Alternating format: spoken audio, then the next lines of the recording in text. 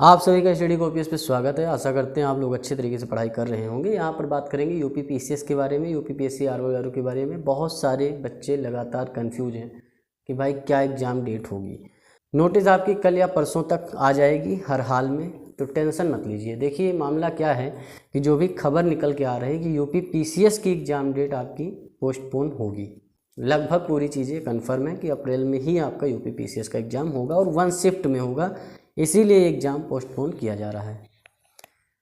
दूसरी बात यह है कि आरओ की एग्ज़ाम डेट तो 22-23 दिसंबर ही है, उसके ऊपर कोई डिसीजन नहीं लिया गया है और उसके लिए एक बड़े आंदोलन को करने की ज़रूरत है। जिस तरीके से यूपी पीसीएस के जो स्टूडेंट थे उन्होंने आयोग के सामने घेराव किया, मुख्यमंत्री जी से मिले, डीएम से मिले, तब जाके ये सारी बातें उनकी सुनी गई हैं। आरओ के जो कैंडिडेट हैं उन्हें निर्णय लेना पड़ेगा। भाई नॉर्मलाइजेशन होगा तो उसका बहुत बड़ा इफेक्ट पड़ेगा।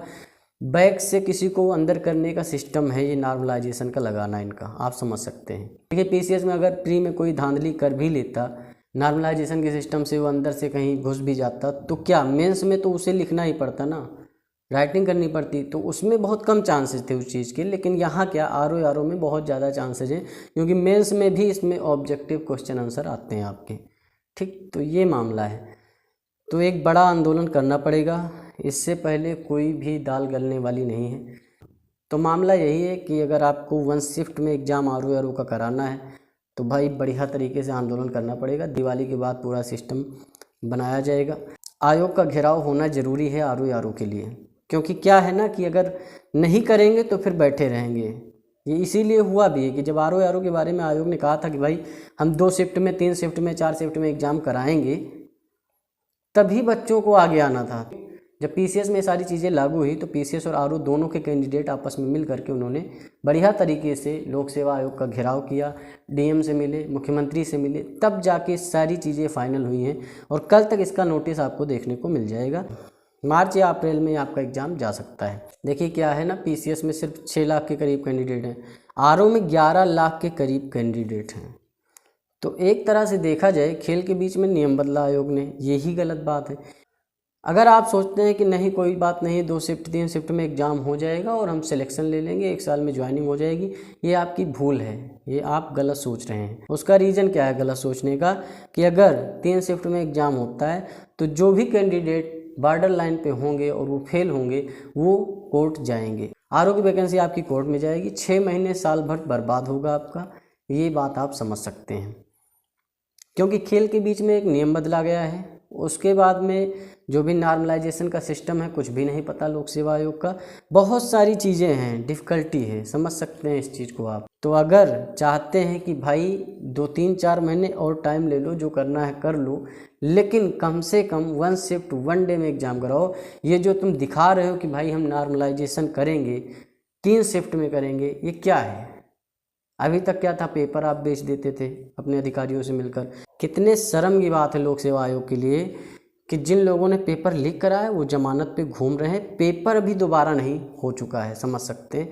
11 फरवरी को एग्ज़ाम हुआ और इनको सेंटर ढूंढते ढूंढते बेचारों को 1 साल लग गए, अभी सेंटर नहीं मिले हैं। 3 शिफ्ट में पेपर हो रहा है, फिर पोस्टपोन हो रहा है। पीसीएस 17 मार्च को था, 27-28 अक्टूबर हुआ, फिर 7-8 दिसंबर हुआ, अब इसे अप्रैल में ले जाया जा रहा है। तो 1 साल आपका हो गया पीसीएस का पोस्टपोन। वहीं आरओ का 11 फरवरी से आपका 22 दिसंबर हो गया, लगभग इसके भी आपके 11 महीने हो गए। कोई परीक्षा नहीं कराई गई, सेंटर भी नहीं ढूंढ पाए। अभी कोई चुनाव होता, देखिए कितनी जल्दी सब सिस्टम हो जाता है। उपचुनाव होंगे, देख लेना पूरा सिस्टम इतनी जल्दी फास्ट तरीके से होगा कि कोई दिक्कत नहीं आने वाली है। लेकिन विद्यार्थी के लिए सेंटर ढूंढने में इन लोगों को इतनी दिक्कत है, इतनी परेशानी है कि क्या ही कहा जाए। देखिए जो भी स्टूडेंट ये सोच रहे हैं कि नॉर्मलाइजेशन से कोई फ़र्क नहीं पड़ेगा, भाई पड़ेगा, बहुत बढ़िया पड़ेगा, समझिए बात को। ये बैक से अंदर करने का सिस्टम है लोक सेवा आयोग का। आप नीट जैसी परीक्षा को देख सकते हैं, एनटीए का प्रोपेगेंडा देख सकते हैं, नेशनल टेस्टिंग एजेंसी है वो।